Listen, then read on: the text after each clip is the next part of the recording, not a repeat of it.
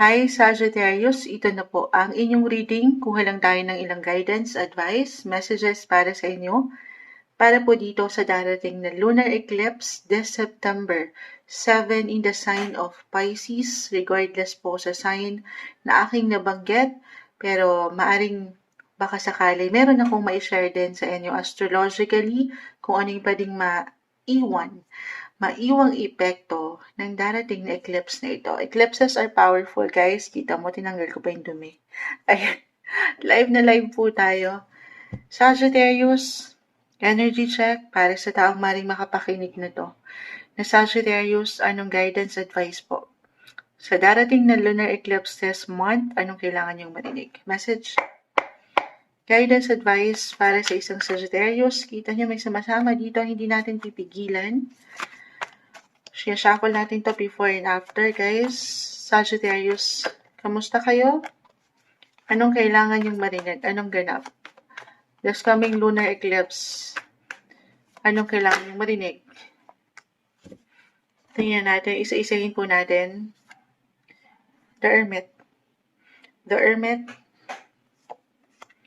Ten of Pentacles. Ace of Pentacles. The Eight of Cups. Five of Cups, the Magician. Okay, ayusin natin. Muna ko dito sa The Hermit. Ipapasok ko agad, guys, astrologically. 10. Family sector. Pagdating sa inyong mga emotions, kita nyo napaka-imbalance ni Moon dyan. Patawarin, di alam saan ilulugar. Sagittarius, kahit pare-pareho kayo ng sign, of course, magkakaiba po ang bawat isa. Just only take what resonate. Kung saan kayo higit na or kung saan higit na nagbibigay diin ng inyong buhay. Ito kasing darating na lunar eclipse astrologically, guys. Lunar eclipse in the sign of Pisces, it will highlighted your 4th house of home, family. Pwede itong dalawa lang yan. It's either sa inyong physical home, buhay tahanan, bahay, or one of your family members. Someone older, someone older, your parents, guardians, maangat, family sector, guys. Ano to? Lunar eclipse, very powerful, guys. I will be straightforward. Di nyo kailangan katakutan or laliman. Connected again ito sa inyong mga emosyon. Alam mo, naalala ko si Ay, bigla may naalala. Napapanood niyo ba si Miss Ann Klutz? Yes, although hindi ko pa natatapos yung recent vlog niya na meron siyang i-share, di ba? Nag-share ako. Kasi Sagittarius siya. Naalala ko siya since nag-highlight ang kanyang 4th house of home. Meron siyang recent vlog kung saan meron siyang i-share, na i-confess, na i-reveal, na ilang pinagdaanan niya pagdating sa pamilya. Connected sa past. Yes, guys. Connected sa past. The 8 of Cups, the 5 of Cups. Yung ilang sugat. Ilang emotional stress. Or hindi ko pa natapos, guys, yung vlog niya. I will be honest dahil medyo parang una pa lang ramdam ko na siya doon. Medyo nag-struggle si Moonchild. Pero papanoorin ko siya in time. Hindi pa lang ako ready. Pero nakakuha na ako ng ideya kasi nagbabasa ako ng comments. Ma-share ko lang. Search niyo si Miss Ann Klutz. Kung hindi pa kayo familiar sa kanya, follower niya na ako. A silent viewer ako matagal na. Pero, ayan. Meron ako nakitang ilang unresolved issues for some of you pagdating sa usaping ito, pamilya, tahanan. Kung nasaan yung pundasyon nyo, kung saan kayo lumaki, hindi kailangan laliman katakutan again kahit pare-pareho kayo ng sign, magkakaiba ang bawat isa. Pagdating ito sa mga family connections nyo, okay, meron na kayo, ayan na, napaangat na. Oo, ni Miss Ann Klutz.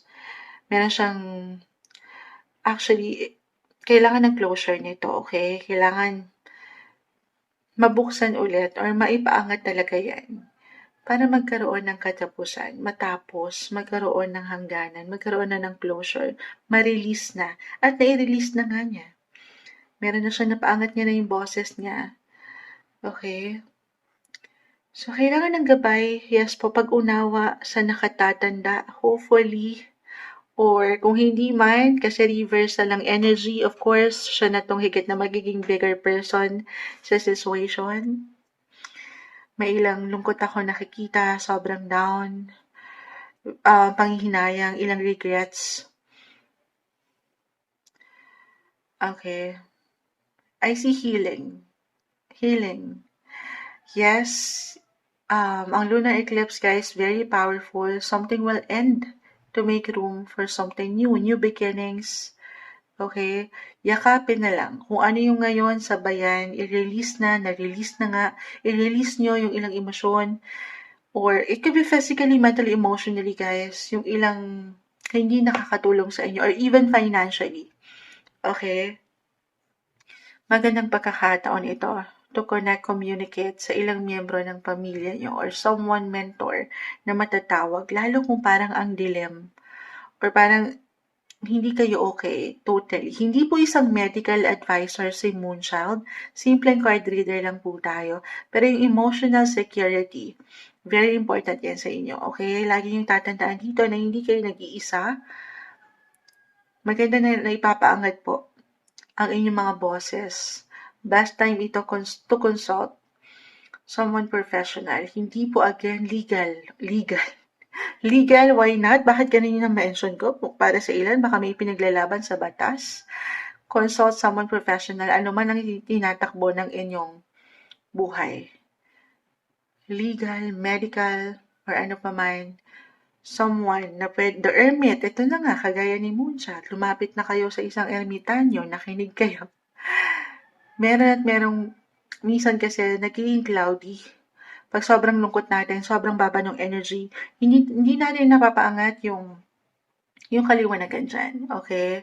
So, maganda na meron kayong gabay, Sagittarius. Hindi kayo dito nag-iisa. Yan yung pinaka-advice. Ang dami pang sinabi ni Moonchild, pero seek someone professional or even your partner. For some of you, Ten of Pentacles, maganda po, family, money, andyan pa rin yung blessing. Pero ito yung ilang emotional baggage or emotional drama. Dito kayo marahil nag-struggle ngayon para sa ilan sa inyo. Best time to consult someone, to connect, communicate. Maganda pa rin, ano? Malaking bagay na papaangat nyo yung boses nyo, kung ano yung nararamdaman nyo dyan, i-release nyo.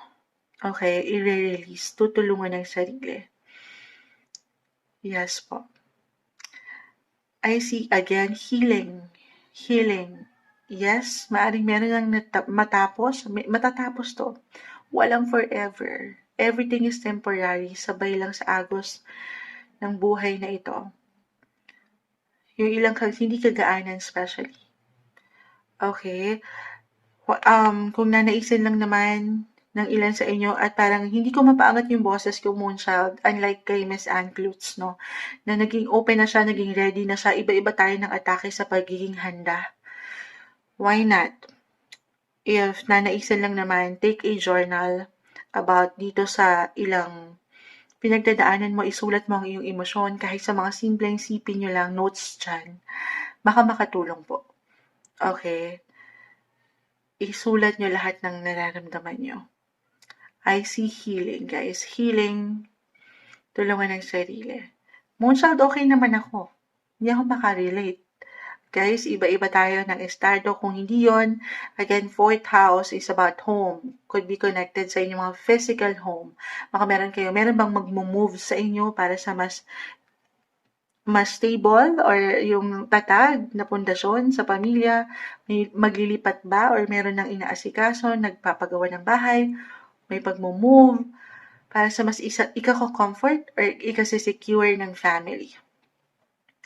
Yes po. So, ayun, nandiyan yung priority. Parang meron kayong gustong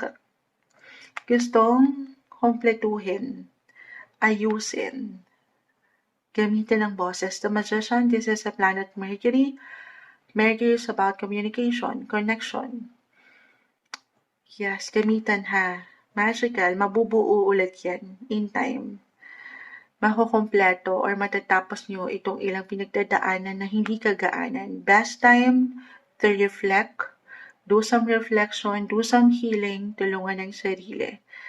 Ito yung umaangat na guidance advice, messages para sa inyo na maaaring maging epekto or iwan sa inyo ng darating na lunar eclipse this coming September 7 para sa inyo, Sagittarius.